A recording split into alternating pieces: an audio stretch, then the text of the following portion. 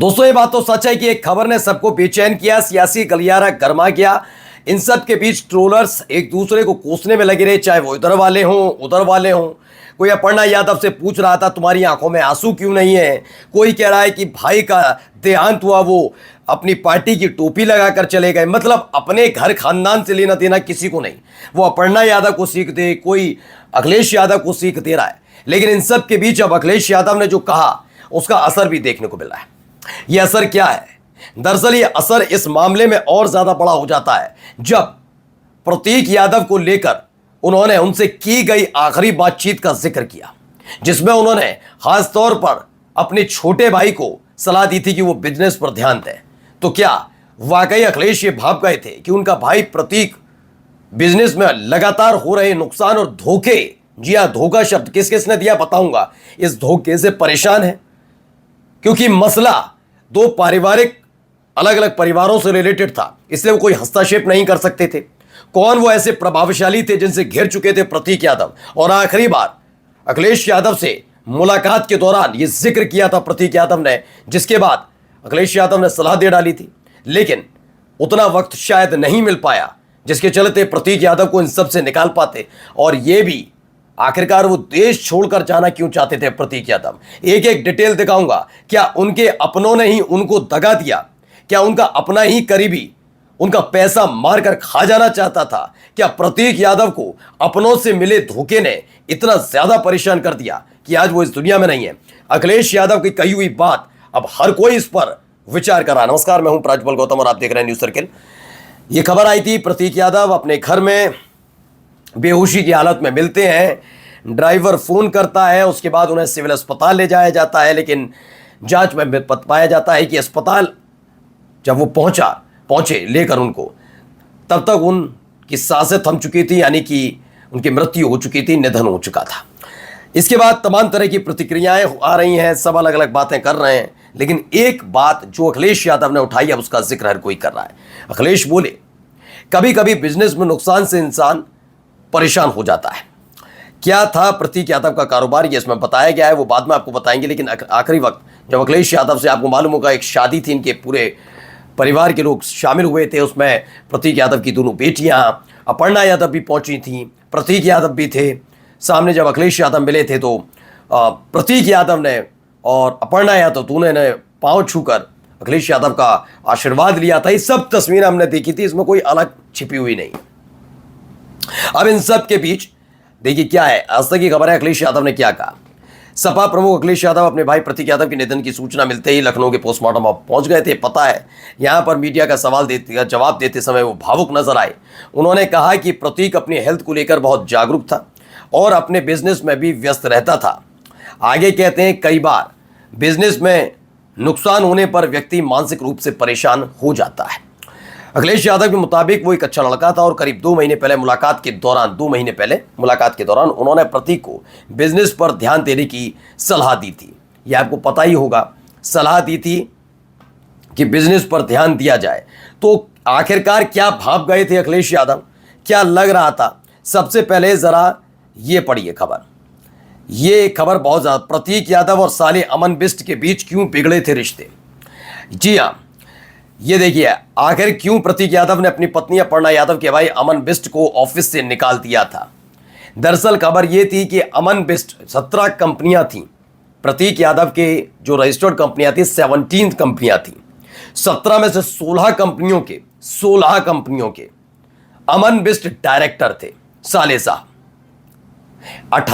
उनकी 17वीं कंपनी थी, उसमें 2018 में वो डायरेक्टर बने अमन बिष्ट।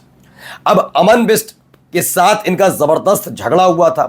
दरअसल गोमती नगर अगर आप गए मिठाई वाले चौराहे वाली रोड पर, तो आगे अगर आप बढ़ेंगे तो उस रोड पर आपको गोमती नगर थाने से पहले ही आपको नजर आएगा एक शानदार जिम, जो प्रतीक यादव का आपका नहीं, बहुत पुराना है, बहुत शानदार है, अच्छा जिम है। उस जिम में साझेदार बताए जाते थे। अब चूंकि प्रतीक यादव मुलायम सिंह यादव के बेटे और अब अपर्णा यादव के भाई अमन बिष्ट, तो संभावनाएं तलाशते तो घर वाले हैं ही, और खास तौर पर अमन बिष्ट ने शायद ये संभावनाएं तलाशी भी होंगी। ऐसा गलत नहीं है, सब शायद प्रतीक यादव तब समझ नहीं पाए, लेकिन फिर यह विवाद बढ़ता चला गया। पहले देखिए क्या क्या इसमें आरोप है। इसमें यह बताया गया, TV9 की खबर है कि 2 क्षेत्रों में सक्रिय थे। इसमें एक था गोमती नगर के मनोज पांडे चौराहे पर उनकी जिम आयरन कोर फिट लोकप्रिय थी। रियल एस्टेट कारोबार को संभालने में उन्हें पत्नी अपर्णा यादव के भाई अमन सिंह बिष्ट का सहयोग प्राप्त था। 2012 में उत्तर प्रदेश में सपा सरकार बनने के बाद अमन बिष्ट ने 17 कंपनियां रजिस्टर कराई। 2012 से 2016 के बीच 16 कंपनियों में उन्हें डायरेक्टर या नामित निदेशक बनाया गया, जबकि एक अन्य कंपनी में 2018 में नियुक्ति हुई। ज्यादातर कंपनियां रियल एस्टेट से जुड़ी हैं, ये बताया गया। यानी कि एक तरीके से प्रतीक यादव के लिए कहा जाता है वो अमन बिष्ट के साथ या अपने साले के साथ मिलकर कुछ बड़ा करना चाहते थे, जिससे जो एक जिम्मेदारी होती है परिवार के प्रति। देखिए क्या होता है ना कि जब आप बहुत बड़े प्रभावशाली परिवार से आते हैं तो 2 तरीके से आप स्टैंड करते हैं, या तो अपने परिवार का वो पूरा बिजनेस, चाहे वो बिजनेस ही एक तरह राजनीति हो या जो प्रोफेशन उनका उसको आगे बढ़ाएं, या फिर कुछ नया करें तो परिवार का सहयोग मिले। लेकिन आप एक वक्त में चाहते हैं कि परिवार का सहयोग भी ना मिले, आर्थिक ही होता है सहयोग, वो ना मिले, आप अपने पांव पर खड़े हों। और प्रतीक यादव के लिए कहा जाता है कि जो उन्होंने काम शुरू किए वो चाहते थे अगर सुचारू रूप से चलते रहे सही ढंग से तो वो अपने पांव पर खड़े हो सकते हैं। वो मुलायम सिंह यादव के बेटे के तौर पर तो जाने जाएंगे, लेकिन निर्भर बेटे के तौर पर नहीं जाने जाएंगे। तो इसीलिए वो अपने साले के साथ मिलकर ये सब काम आगे बढ़ा रहे थे। लेकिन अचानक से प्रतीक यादव और अमन बिष्ट के बीच झगड़ा होता है। ये एक बड़ी खबर है। देखिए बताया गया पिछले 1 साल में अलग अलग निवेशों में भारी नुकसान होने से प्रतीक और अमन के संबंधों में तनाव आ गया। प्रतीक अमन से इतने नाराज हो गए कि उन्होंने उन्हें आयरन कोर फिट जिम का ऑफिस खाली करने तक को कह दिया था। यह सब हुआ। एक और है, प्रतीक का एक अन्य विवाद रियल एस्टेट साझेदार कृष्णानंद पांडे के साथ भी था। प्रतीक ने कृष्णानंद के साथ करोड़ों रुपए का निवेश किया था। जब पैसे वापस मांगे गए तो कृष्णानंद ने फर्जी केस में फंसाने की धमकी दी थी। विवाद इतना बढ़ गया था कि साल 2025 में कृष्णानंद पांडे, उनकी पत्नी वंदना पांडे और पिता अशोक पांडे के खिलाफ लखनऊ के गौतमपल्ली थाने में FIR दर्ज कराई गई। FIR में 4 से 5 करोड़ रुपए की ठगी और 5 करोड़ रुपए की रंगदारी की शिकायत थी। पुलिस अभी भी फिलहाल इस पर जांच कर रही, जिसमें आपको पता होगा कि एक धमकी दी गई थी प्रतीक यादव को। उनसे कहा गया था एक तो रंगदारी, और ये कहा गया था वरना उन्हें पॉक्सो एक्ट में फंसा दिया जाएगा। वो झूठा मामला था या क्या था वो फिलहाल जांच का विषय, और इसको लेकर तमाम चीजें चल रही हैं। अमन बिष्ट क्या वाकई उस तरह का व्यक्ति है कि वो विवादों से दूर रहने वाले व्यक्ति?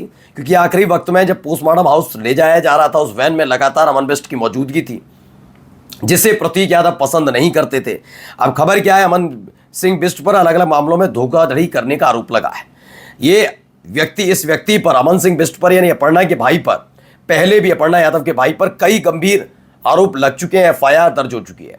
ऐसे में क्या इसी तरह के अवसाद थे कि अपनों के जो पैसा था उसकी वजह से वो बहुत ज़्यादा परेशान चल रहे थे। खबर यह भी है कि वो अपने पूरे परिवार यानी अपनी दोनों बेटियों के साथ इंग्लैंड शिफ्ट होने का प्लान बना रहे थे, लेकिन कारोबार में पैसा फंसा रह गया, अपनों ने धोखा दिया, उससे वो अवसाद में आ गए। नमस्कार।